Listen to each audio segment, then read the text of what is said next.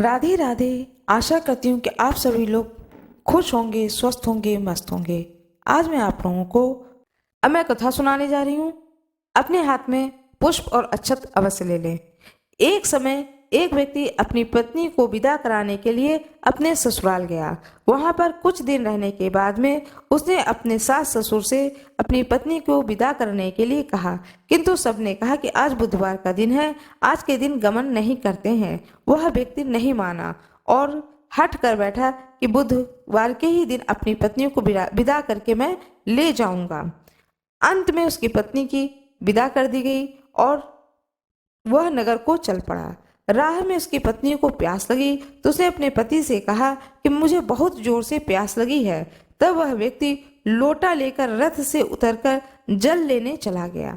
जैसे ही वह व्यक्ति पानी लेकर अपनी पत्नी के निकट आया तो वह यह देखकर आश्चर्यचकित रह गया कि ठीक उसकी ही जैसी सूरत वाला, उसकी जैसी ही वेशभूषा वाला एक व्यक्ति उसके पत्नी के साथ रथ में बैठा हुआ है। उसको अत्यंत क्रोध आया और उसने कहा कि तू कौन है जो मेरी पत्नी के निकट कैसे बैठा है। दूसरा व्यक्ति बोला, यह मेरी पत्नी है, मैं अभी अभी ससुराल से विदा कराकर ला रहा हूँ। वे दोनों व्यक्ति आपस में झगड़ने लगे। तभी राज के सिपाही आए और जो व्यक्ति लोटा लेकर जल लेने गया था उस व्यक्ति को पकड़ लिया और कहा कि चलो अब इसको नगर में राजा के समक्ष ले चलते हैं। साथ ही स्त्री से भी पूछा गया कि तुम बताओ तुम्हारा असली पति कौन है। अब पत्नी भी चुप हो गई क्योंकि दोनों ही व्यक्ति एक जैसे थे। वह किसी प्रकार अपने पति को नहीं पहचान सकी। तब वह पत्नी, वह स्त्री बुधवार भगवान को याद करने लगी, गणेश भगवान को याद करने लगी। वह व्यक्ति भी ईश्वर से प्रार्थना करने लगा और बोला, हे परमेश्वर, यह कैसी लीला है, सच्चा झूठा कुछ भी पता नहीं चल पा रहा है। तभी आकाशवाणी हुई कि हे मूर्ख, आज बुधवार के दिन तुझे गमन नहीं करना था, तूने किसी की बात की नहीं मानी।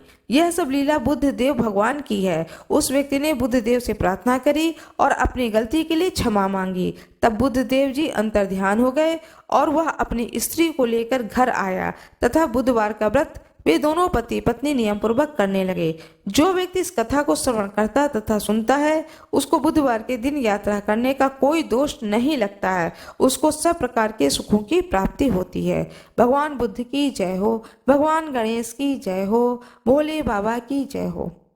आज मैं आप लोगों को बताने जा रही हूँ बुधवार व्रत किसे रखना चाहिए और इस व्रत का क्या प्रभाव होता है।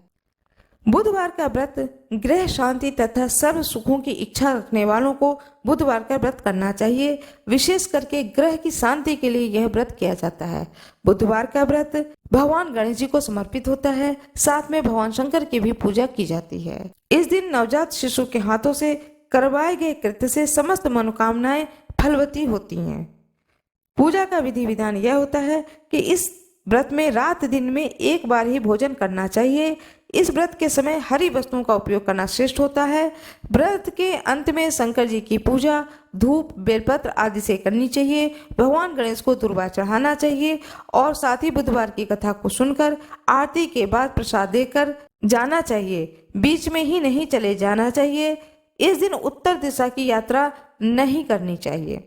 8वें वार की कथा सुनाने जा रही हूँ। कृपया मेरे वीडियो में अंत तक बने रहिएगा। वीडियो पसंद आए तो कृपया लाइक जरूर कर दीजिएगा, चैनल को सब्सक्राइब कर दीजिएगा, बेल आइकन दबाना ना भूलिएगा। एक गांव में एक माँ और बेटा रहते थे और बहू भी साथ में रहती थी। एक दिन माँ सुबह गंगा स्नान के लिए जा रही थी तो बहू से कह दी कि मेरे बेटे को सुबह रोटी दे देना। उसने कहा, ठीक है, मैं दे दूंगी। सुबह जब बेटा उठा तो बोला कि माँ, मुझे रोटी दो। यह सुनकर के उसकी पत्नी आई और बोली कि न तो तुम्हारी माँ है यहाँ और न ही रोटी, कुछ कमा कर लाओगे तो ही मैं रोटी दूंगी। वह बोला, भगवान, मैं तो कमाना ही नहीं जानता हूँ। लेकिन बहू नहीं मानी। उसने कहा, अच्छा, तुम 4 रोटी आम के अचार के साथ ही दे दो। बहू ने 4 रोटी बनाई और अपने पति को दे दी। वह रोटी लेकर के कुएं के मुंडेर पर आकर के बैठ गया और भगवान राम को याद करने लगा और भगवान श्री राम से कहने लगा कि हे प्रभु राम, मुझे कमाना नहीं आता है, मैं कमाना नहीं जानता हूँ। बार बार उसके प्रार्थना करने पर भगवान श्री राम ब्राह्मण का वेश बना करके आ गए और कहने लगे कि तुम इतने उदास क्यों बैठे हो। वह बोला, मेरी पत्नी ने कहा है कि जब तक कि तुम कमाकर कुछ लाओगे नहीं तो रोटी भी नहीं मिलेगी, लेकिन मैं तो कमाना जानता ही नहीं हूँ। भगवान बोले, मैं भी कमाना नहीं जानता हूँ, लेकिन मैं आठों वार के नाम को जानता हूँ, इससे तुम्हारे घर में अटूट भंडार भर जाएंगे। भगवान श्री राम बोले कि तुम चावल के दाने ले लेना और पानी की घंटी ले लेना। जो बर्तन ढके हुए हैं उनका मुंह खोल देना। जो घर के बर्तन उल्टे पड़े हैं उन्हें सीधा कर देना। भगवान के रूप में ब्राह्मण ने कथा कही और उसने सुनी। रविवार, सोमवार, मंगलवार, बुधवार, बृहस्पतिवार, शुक्रवार, शनिवार, आठों वारों का आसरा भरियो, पीहर सासरा। इसके बाद उसके घर में अटूट भंडार होते चले गए। घर पहुंचा तो उसकी पत्नी ने पूछा कि क्या लाए हो। उसने कहा कि आठों वारों का नाम लाया हूँ। पत्नी ने सोचा चलो कुछ तो लाया है। पति फिर बोला कि चावल के दाने और पानी की घंटी ले आओ। जो औंधे मुंह पड़े हैं बर्तन उन्हें सीधा कर दो। जो ढके हुए रखे बर्तन उनका मुंह खोल दो। पत्नी ने ऐसा ही किया। फिर पति ने कही कि आओ और कथा को सुनो। पत्नी ने सुनी। रविवार, सोमवार, मंगलवार, बुधवार, बृहस्पतिवार, शुक्रवार, शनिवार, आठों वारों का आसरा भरियो, पीहर सासरा और अटूट भंडार भरते चलियो। इस प्रकार पति ने कथा कहते समय कही। इस प्रकार से उसके घर में अटूट भंडार भरने लगे। अपनी पत्नी से एक दिन उसने कहा कि मैं अपनी बेटी से मिलने जा रहा हूँ। फटे से कपड़े पहन बेटी के यहाँ गया तो बच्चे बोले कि नाना आए हैं, नाना आए हैं। बेटी बोली कि नाना आए हैं तो क्या लाए हैं। 2 दिन की मुफ्त रोटियां तोड़ने आए हैं। बेचारा सोचने लगा कि गरीबी सब कुछ कहला देती है मुख से। पिता ने बेटी से कहा कि बेटी मेरी आठों वार की कहानी सुन लो। बेटी ने जवाब दिया कि पिताजी मेरा मुंह जूठा हो गया है, मैंने खा लिया है। तो पिता भूखे ही सो गए। अगले दिन बेटी को पिता पर तरस आ गया और कहती है कि पिताजी आप अपनी कहानी सुनाओ। पिताजी बोले कि चावल का दाने ला, पानी की घंटी ला। जो औंधे मुंह पड़े हैं बर्तन उन्हें सीधा कर। जो ढके हैं उनका मुंह खोल दे। पिता ने कही, बेटी ने सुनी। रविवार, सोमवार, मंगलवार, बुधवार, बृहस्पतिवार, शुक्रवार, शनिवार, आठों वारों का आसरा भरियो, पीहर सासरा और अटूट भंडार भरते चले। इस प्रकार से बेटी के घर में भंडार भरने लगे। बेटी टोकरे भर भर करके बांटने लगी। बेटी की पड़ोसनों ने कहा कि तुम तो कहती थी कि तुम्हारे पिता कुछ भी लेकर नहीं आए, वो तो इतना सामान लाए हैं कि तुम बांट रही हो। ये कहाँ से आया है। बेटी ने कहा कि मेरे पिता तो खाली हाथ ही आए थे, ये तो आठों वारों की कहानी का फल है। पड़ोसन बोली कि अपने पिता से कहो कि वह हमें भी आठों वारों की कथा सुना दें। फिर पिता ने कहा कि आज तो मेरा मुंह जूठा हो गया है, लेकिन कल मैं कहानी जरूर सुना दूंगा। दूसरे दिन पिता ने बेटी की पड़ोसनों को भी आठों वारों की कहानी सुनाई, जिससे उनके घर में भी अटूट भंडार हो गए। जैसे भगवान के वेश में ब्राह्मण की आठों वारों की कहानी सुनने से सबके घर में भंडार भर गए, उसी तरह से कहानी कहने वाले और सुनने वाले के भी भंडार भर जाएं। भगवान श्री राम की जय हो। ब्राह्मण देवता की जय हो। माँ गंगा की जय हो। जय श्री कृष्ण।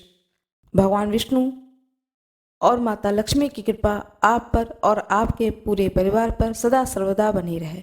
आज मैं आप लोगों को कथा सुनाने जा रही हूँ श्री कृष्ण जन्माष्टमी की। भाद्रपद कृष्ण पक्ष की अष्टमी को जन्माष्टमी का त्योहार मनाया जाता है। इस तिथि को रात के 12 बजे मथुरा के राज्य में कंस की जेल में वासुदेव जी की पत्नी देवकी के गर्भ से भगवान श्री कृष्ण का जन्म हुआ था। इस तिथि को रोहिणी नक्षत्र का विशेष महत्व है। इस दिन देश के समस्त मंदिरों में झांकियां सजाई जाती हैं। भगवान कृष्ण का श्रृंगार करके झूला झुलाया जाता है। स्त्री पुरुष रात के 12 बजे तक व्रत रखते हैं। रात को 12 बजे शंख तथा घंटों की आवाज से श्री कृष्ण के जन्म की खबर चारों दिशाओं में गूंज उठती है। भगवान कृष्ण की आरती उतारी जाती है और प्रसाद वितरण किया जाता है। प्रसाद ग्रहण करके व्रत को खोला जाता है। श्री कृष्ण जन्माष्टमी की कथा। द्वापर युग में पृथ्वी पर राक्षसों के अत्याचार बढ़ने लगे। पृथ्वी गाय का रूप धारण कर अपनी कथा सुनाने के लिए तथा अपने उद्धार के लिए ब्रह्मा जी के पास गई। ब्रह्मा जी ने सभी देवताओं को साथ लेकर पृथ्वी को विष्णु के पास क्षीर सागर में ले गए।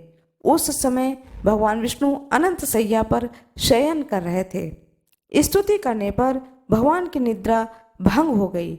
भगवान ने ब्रह्मा एवं समस्त देवताओं को देखकर उनके आने का कारण पूछा तो पृथ्वी बोली, भगवान, मैं पाप के बोझ से दबी जा रही हूँ, मेरा उद्धार कीजिए। यह सुनकर विष्णु भगवान बोले, मैं ब्रजमंडल में वासुदेव देवकी के गर्भ से जन्म लूंगा। तुम सब देवतागण ब्रज भूमि में जाकर यादव वंश में अपना शरीर धारण करो। इतना कहकर भगवान अंतर्ध्यान हो गए। इसके पश्चात देवता ब्रजमंडल में आकर यदुकुल में नंद यशोदा तथा गोपियों के रूप में पैदा हुए। द्वापर युग के अंत में मथुरा में उग्रसेन राजा राज्य करते थे। उग्रसेन के पुत्र का नाम था कंस। कंस ने उग्रसेन को बलपूर्वक सिंहासन से उतारकर जेल में डाल दिया और स्वयं राजा बन गया। कंस की बहन देवकी का विवाह यादव कुल में वासुदेव के साथ निश्चित हो गया। जब कंस देवकी को विदा कराने के लिए रथ के साथ जा रहे थे तो आकाशवाणी हुई, हे कंस, जिस देवकी को तू बड़े प्रेम से विदा कर रहा है उसका 8वां पुत्र ही तेरा संहार करेगा। आकाशवाणी को सुनकर के कंस को क्रोध आ गया। क्रोध में भरकर देवकी को मारने के लिए तैयार हो गया। उसने सोचा, न देवकी होगी न उसका कोई पुत्र होगा। वासुदेव ने कंस को समझाया कि तुम्हें देवकी से तो कोई भय नहीं है, देवकी की 8वीं संतान से तुम्हें भय है, इसलिए मैं इसका 8वां संतान तुमको दे दूंगा। तुम्हारे समझ में जो आए उसके साथ वैसा व्यवहार करना। कंस ने वासुदेव जी की बात को स्वीकार कर ली और वासुदेव जी को कारागार में बंद कर दिया। तत्काल नारद जी वहां आ गए और कंस से बोले, यह कैसे पता चलेगा कि 8वां गर्भ कौन सा है? गिनती प्रथम या अंतिम गर्भ से शुरू होगी। कंस ने नारद जी के परामर्श से देवकी के गर्भ से उत्पन्न होने वाले समस्त बालकों को मारने का निश्चय किया। इस प्रकार एक एक करके कंस ने देवकी के 7 बालकों को निर्दयता पूर्वक मार डाला। भाद्रपद कृष्ण पक्ष की अष्टमी को रोहिणी नक्षत्र में श्री कृष्ण भगवान का जन्म हुआ। उनके जन्म लेते ही जेल के अंदर प्रकाश फैल गया। वासुदेव देवकी के सामने शंख, चक्र एवं पद्मधारी चतुर्भुज भगवान ने अपना रूप प्रकट कर कहा कि अब मैं बालक का रूप धारण करता हूँ, तुम मुझे तत्काल गोकुल में नंद के यहाँ पहुँचा दो और उनके यहाँ अभी अभी जन्मी हुई कन्या को लाकर कंस को दो। तत्काल वासुदेव जी की हथकड़ी खुल गई, दरवाजे अपने आप खुल गए, पहरेदार सो गए। वासुदेव जी कृष्ण को सूप में रखकर गोकुल को चल दिए। रास्ते में श्री कृष्ण के चरणों को स्पर्श करने के लिए यमुना जी बढ़ने लगीं। भगवान ने अपने पैर लटका दिए। चरण छूने के बाद यमुना जी घट गईं। वासुदेव यमुना पार कर गोकुल में नंद के यहाँ गए। बालक कृष्ण को यशोदा जी के बगल में सुलाकर कन्या को लेकर वापस कारागार में आ गए। जेल के दरवाजे पूर्ववत बंद हो गए। वासुदेव जी के हाथों में हथकड़ियां पड़ गईं। पहरेदार जाग गए। कन्या के रोने पर कंस को खबर दी गई। कंस ने कारागार में आकर कन्या को लेकर पत्थर पर पटककर मारना चाहा। पर वह कंस के हाथ से छूटकर आकाश में उड़ गई और देवी का रूप धारण कर बोली, हे कंस, मुझे मारने से क्या लाभ? तुझे मारने वाला तो गोकुल में पहुंच चुका है। यह दृश्य देखकर कंस हतप्रभ और व्याकुल हो गया। कंस ने श्री कृष्ण को मारने के लिए अनेक दैत्य भेजे। श्री कृष्ण ने अपनी अलौकिक लीला से सारे दैत्यों को मार डाला। बड़े होने पर कंस को मारकर उग्रसेन को राजगद्दी पर बिठाया। तभी से श्री कृष्ण की जन्मतिथि को सारे देश में बड़े हर्ष उल्लास से मनाया जाता है। बोलिए भगवान श्री कृष्ण की जय हो, भगवान विष्णु की जय हो, माता लक्ष्मी की जय हो, राधा रानी की जय हो। मेरा यह वीडियो कैसा लगा कृपया कमेंट बॉक्स में जरूर बताएं। राधे राधे कमेंट बॉक्स में जरूर लिख दें। वीडियो को लाइक करना ना भूलें। अब मैं आप लोगों को कथा सुनाने जा रही हूँ। एक साहूकार थे, उनके 7 बेटे थे। साहूकार ने एक तालाब बनवाया, लेकिन 12 वर्ष तक तालाब में पानी नहीं भरा। तब साहूकार बहुत परेशान हो गए। उन्होंने सोचा कि क्या बात है, मेरा यह तालाब क्यों नहीं भरता है। बहुत परेशान जब हो गए तब उन्होंने पंडितों को बुलवाया और उनसे पूछा कि क्या बात है, मेरा यह तालाब क्यों नहीं भरता है। तब पंडितों ने कहा कि आप बड़े बेटे की बलि दें, यह बड़े पोते की बलि चढ़ाने से तालाब भरेगा। साहूकार ने सोचा कि यह मैं कैसे करूं, कैसे मैं अपने बड़े बेटे को बलि दे दूं और किस तरह से अपने बड़े पोते का बलि दे दूं, और बलि देने के बाद में यह तालाब तभी भरेगा जब मैं बलि दूंगा। साहूकार बड़ा ही सोच में पड़ गया। फिर भी उसने अपने जी को कड़ा किया और कड़ा करने के बाद में उसे अपनी बड़ी बहू को पीहर भेज दिया। और जब बहू पीहर चली गई, पोते को उसने रोक लिया और रोकने के बाद में अपने बड़े पोते की बलि चढ़ा दी। जब बड़े पोते की बलि चढ़ गई तब घनघोर छटा आई और खूब बारिश हुई। जब खूब बारिश हुई तो तालाब भर गया। जब तालाब भर गया तब साहूकार अपनी पत्नी के साथ में उस तालाब को पूजा करने के लिए घर से निकले। जब घर से निकलने लगे तब साहूकार ने अपनी दासी से बोले कि गौवा धनुआ चने मोट, गौवा धनुआ उनका कहने का अर्थ था चने मोट को बना ले। साहूकार की गाय के बच्चे का नाम भी ग्यूला धनुआ था। उन्होंने उस दासी ने गाय के बच्चे को ग्यूला धनुआ समझ करके पका दिया। जब साहूकार और साहूकारनी गाजे बाजे के साथ तालाब में पूजा करने पहुंची तो वहां पर उन्होंने देखा कि यहाँ पर मेरा बेटे है, बहू है और साथ में वह पोता भी है जिसको उन्होंने बलि चढ़ा दी थी। साहूकार ने सोचा, मैंने तो अपने पोते की बलि चढ़ा दी है, तो यह मेरा पोता यहाँ पर कैसे आ गया। वह पास में जाकर देखा तो देखा कि मेरे पोता जो कि गोबर से बिल्कुल सना हुआ है, पूरे शरीर में उसके गोबर लिपटा हुआ है और वह भी पानी में तालाब में कूद रहा है जैसे सभी बच्चे तालाब के पानी में कूद रहे हैं। इसको देख करके साहूकार बहुत ही चकित हुआ, उसे बड़ा ही आश्चर्य हुआ। साहूकार ने सोचा कि मैंने तो पोते की बलि दे दी थी तब तालाब भरा, लेकिन गाय माता ने मेरी लाज रख ली और मेरे पोते को जीवित कर दिया और मुझे मेरा पोता वापस दे दिया। घर वापस आकर दासी से पूछा कि गाय का बच्चा कहाँ है। दासी बोली, आपने गेउला धनुआ को पकाने के लिए कहा था तो मैंने तो उसे पका दिया। तो साहूकार ने कहा कि पापनी, तूने यह क्या किया? अभी मैंने एक पाप उतारा है और तुमने दूसरा पाप चढ़ा दिया। बड़ी मुश्किल से मेरा पोता मुझे वापस मिला है। अब मैं गाय को क्या जवाब दूंगा? जब गाय वन से चरने को गई है, वन में जब चर करके घास चर करके वापस आएगी और जब अपने बच्चे को वह नहीं देखेगी तो मैं उसे क्या जवाब दूंगा। ऐसा सोच करके वह बहुत ही चिल्लाने लगा उस दासी के ऊपर। फिर साहूकार ने साहूकारनी दोनों उल्टे पड़ गए और सोचा कि अब गाय आएगी तो उसको क्या जवाब देंगे। पीछे साहूकार ने एक हंडिया में गाय के बच्चे को डालकर एक गड्ढे में दबा दिया।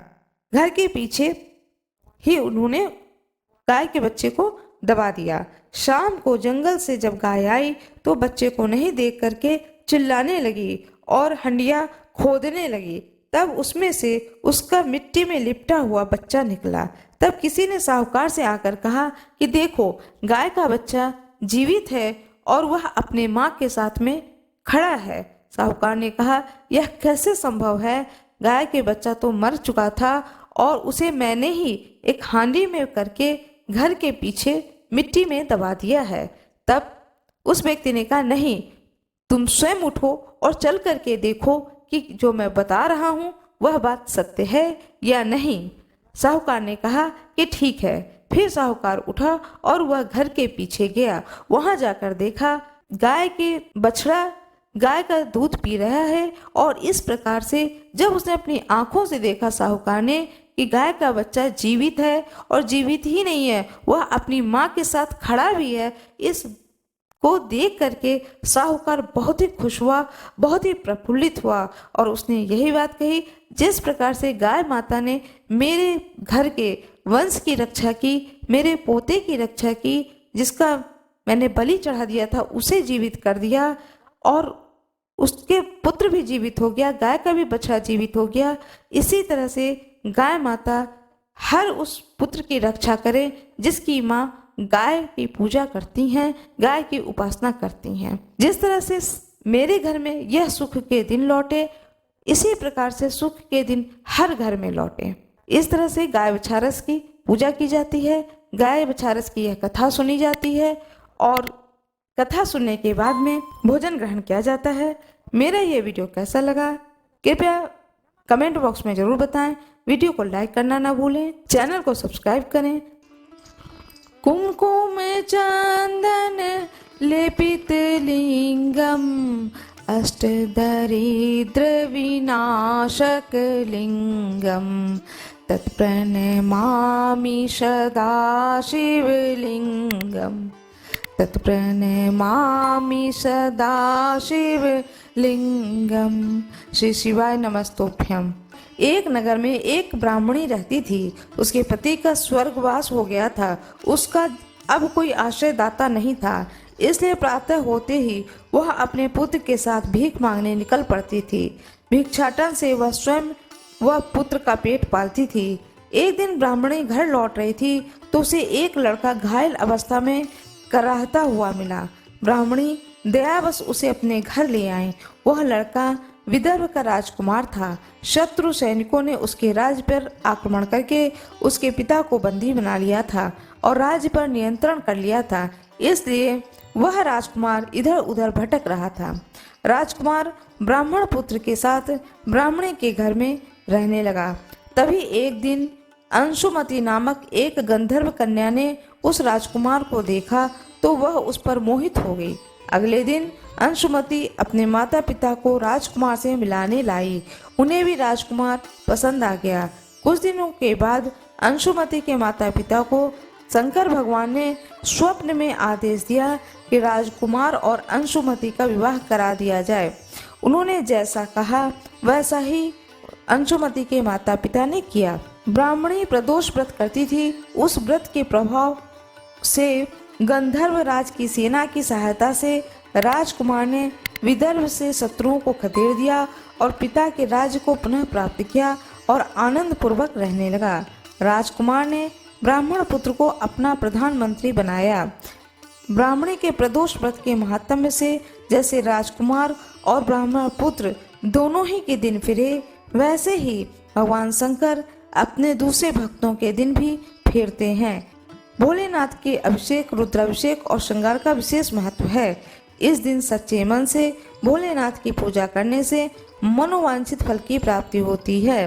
कोई भी लड़का या लड़की अपने शादी विवाह में जो भी अड़चने आ रही हैं अथवा संतान प्राप्ति की इच्छा से इस दिन पंचगव्य से महादेव का अभिषेक करना चाहिए।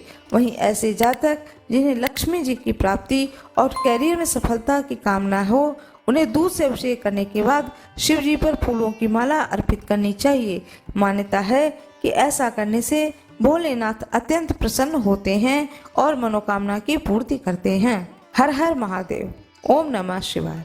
भगवान गणेश की जय हो, भोले बाबा की जय हो, माता पार्वती की जय हो। हर हर महादेव। मेरा ये वीडियो कैसा लगा कमेंट बॉक्स में अवश्य बताएं।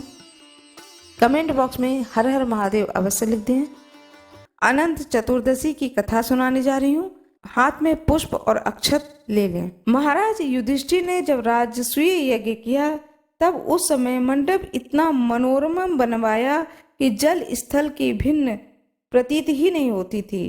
कहीं से टहलते टहलते दुर्योधन भी यज्ञ मंडल पर आ गया और द्रौपदी ने यह देखकर उपहास कर दिया कि अंधों की संतान अंधी ही होती है। यह बात उसके हृदय में बाण जैसे लगी तथा बदला लेने की मन में दुर्योधन ने ठान लिया। कुछ दिनों बाद ही उसने पांडवों को बुलाकर द्वित क्रीड़ा में परास्त किया। हार होने पर उसने प्रतिज्ञा अनुसार 12 वर्ष का वनवास दिया। एक दिन भगवान कृष्ण जब मिलने गए तभी युधिष्ठिर ने यह सब वृतांत सुनाया और उसे दूर करने का उपाय पूछा। तब भगवान कृष्ण बोले कि विधि पूर्वक अनंत भगवान का व्रत करो, तुम्हारा खोया राज्य पुनः प्राप्त हो जाएगा। उसके बाद श्री कृष्ण ने कथा सुनाई। प्राचीन काल में एक सुमंत नामक ब्राह्मण के सुशीला नाम की एक कन्या थी। ब्राह्मण ने बड़ी होने पर उसका विवाह कौंडिल्य ऋषि के साथ कर दिया।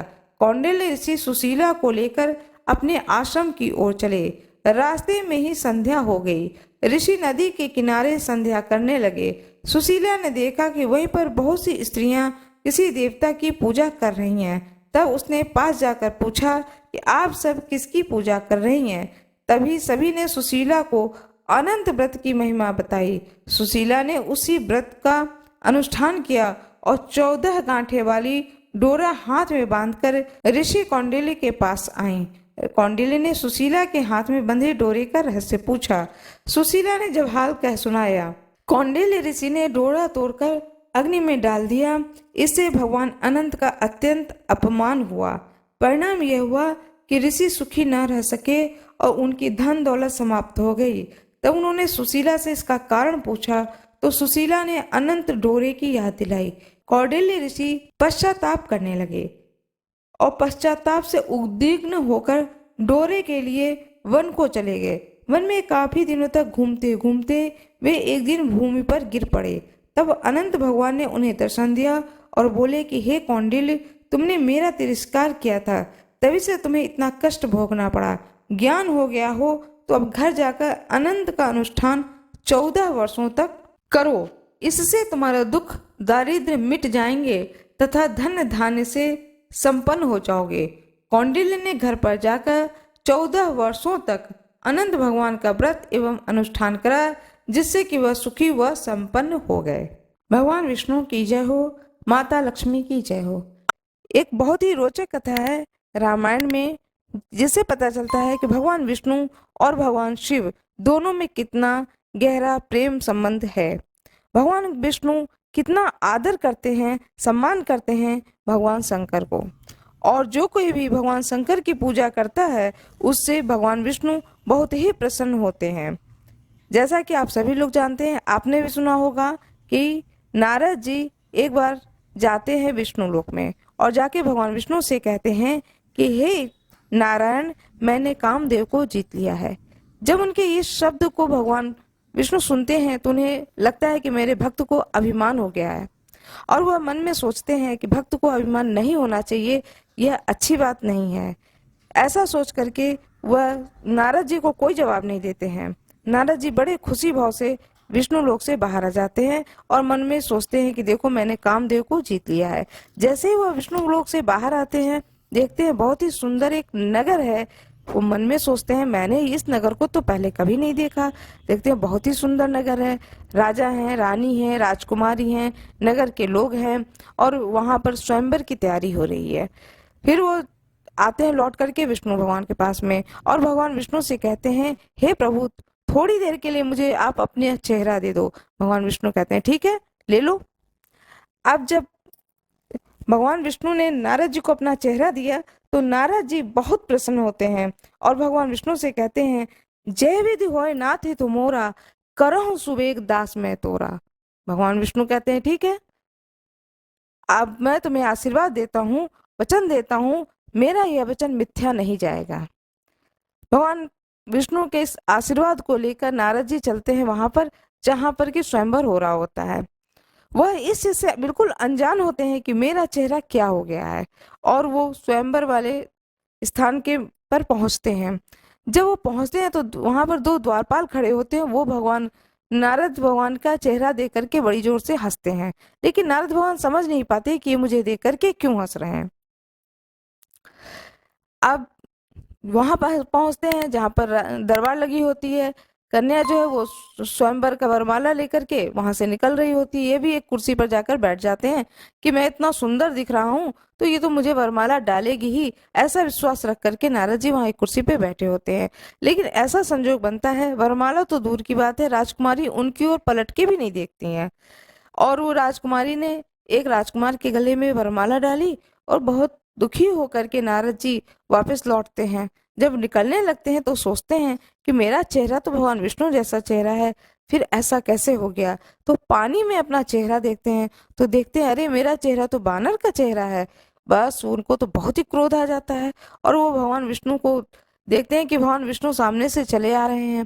भगवान विष्णु को बहुत सुनाते हैं, कहते हैं तुम पर किसी का हाथ तो है नहीं, जो चाहते हो सो करते हो। भगवान विष्णु शंकर भगवान को तुमने विष पिला दिया, मेरे साथ में मुझे ऐसा चेहरा दे दिया, तुम पर कैसे कोई विश्वास करेगा।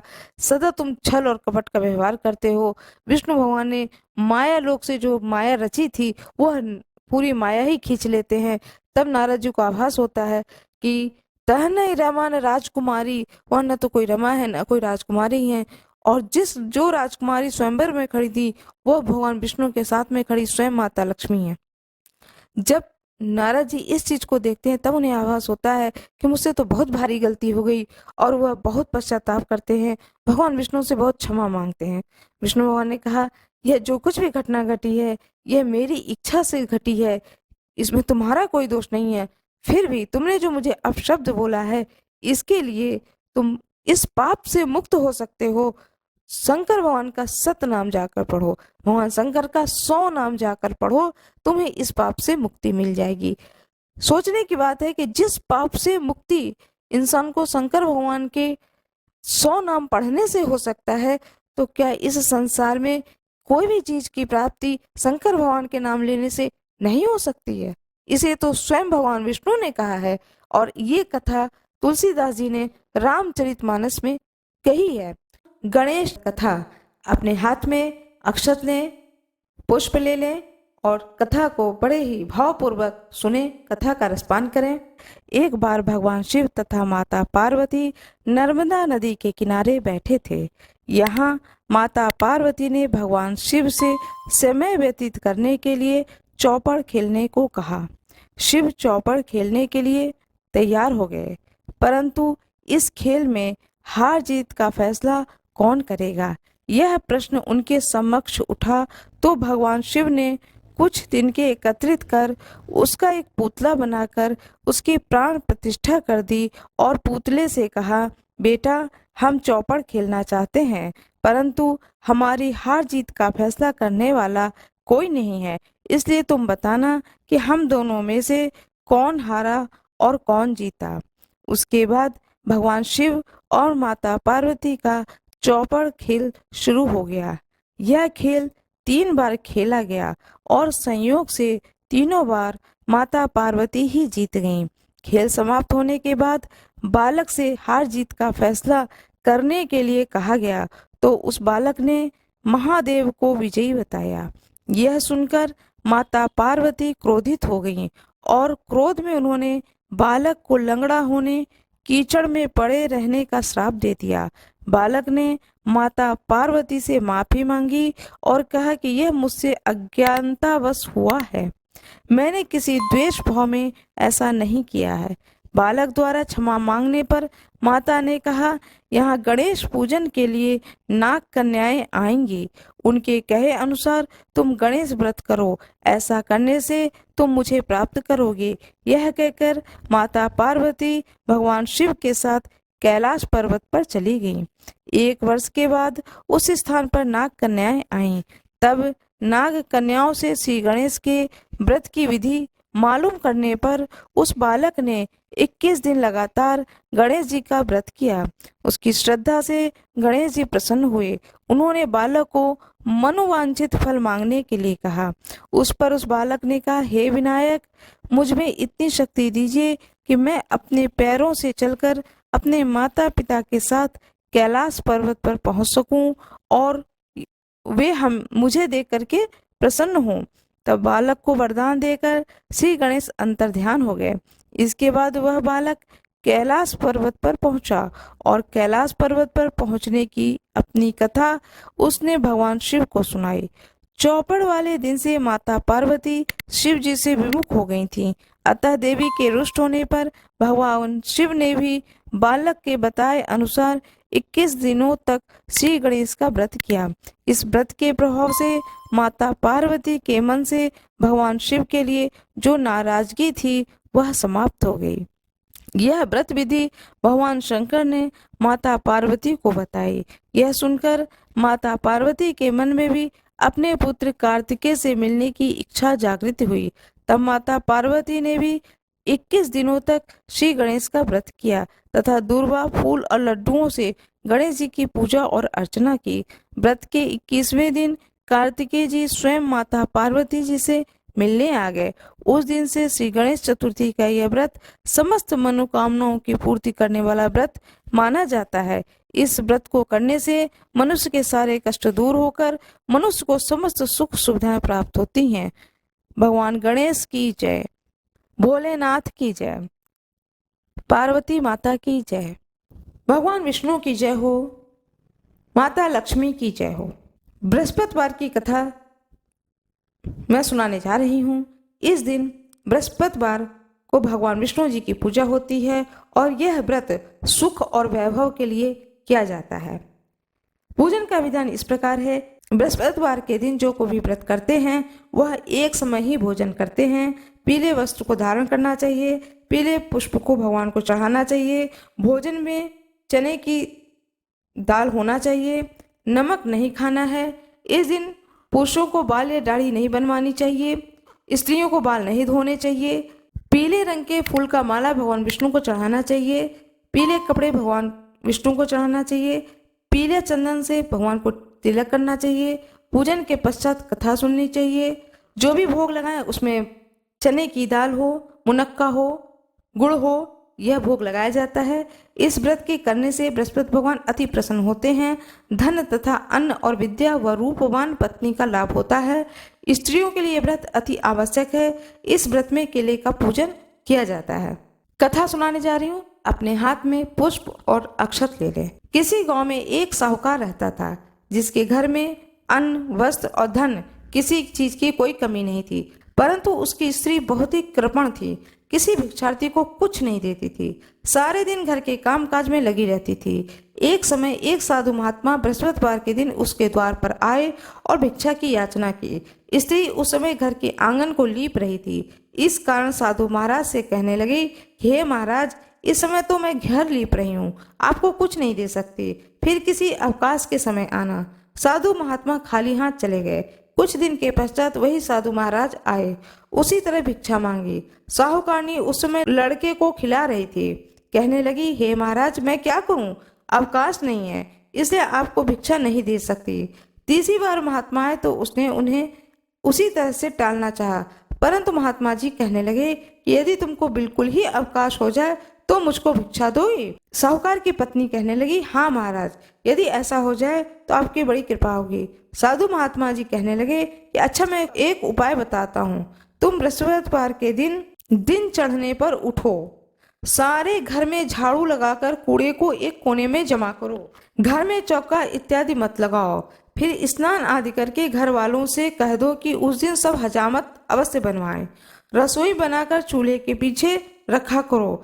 सामने कभी भी खाना बना करके चूल्हे के सामने नहीं रखना है, चूल्हे के पीछे खाना बना करके रखो। सायंकाल को अंधेरा होने के बाद दीपक जलाया करो तथा बृहस्पतिवार को पीले वस्त्र मत धारण करो, न पीले रंग की चीजों का भोजन करो। यदि ऐसा करोगी तो तुम्हारे घर का कोई भी काम तुम्हें नहीं करना पड़ेगा। साहूकारनी ने कहा कि ठीक है महाराज, और उसने ऐसा ही किया। बृहस्पतिवार के दिन जब दिन चढ़ आया तब वह उठी, झाड़ू लगाकर कूड़े को घर में जमा कर दिया। पुरुषों ने हजामत बनवाई, भोजन बनवाकर चूल्हे के पीछे रख दिया। वह सब बृहस्पतिवार को ऐसा करती रही। अब कुछ काल बाद उसके घर में खाने को दाना न रहा। थोड़े दिनों में महात्मा फिर आए और भिक्षा मांगी, परंतु सेठानी ने कहा कि महाराज, मेरे घर में खाने को अन्न नहीं है, तो मैं आपको क्या दे सकती हूँ। तब महात्मा ने कहा कि जब तुम्हारे घर में सब कुछ था तब भी तुम कुछ नहीं देती थी, अब पूरा पूरा अवकाश है तब भी कुछ नहीं दे रही हो, तुम क्या चाहती हो। तो वह बोली। तब सेठानी ने हाथ जोड़कर प्रार्थना की कि महाराज, अब कोई ऐसा उपाय बताओ कि मेरे पहले जैसे धन धन मेरे घर में भर जाएं। अब मैं प्रतिज्ञा करती हूँ कि अवश्य ही जैसा आप कहेंगे वैसा ही करूंगी।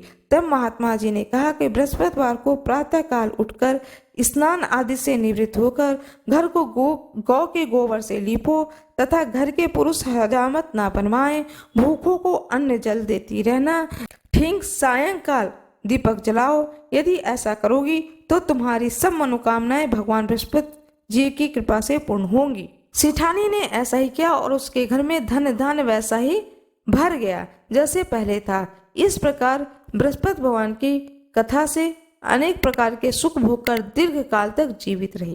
भगवान बृहस्पति की जय हो, महात्मा जी की जय हो।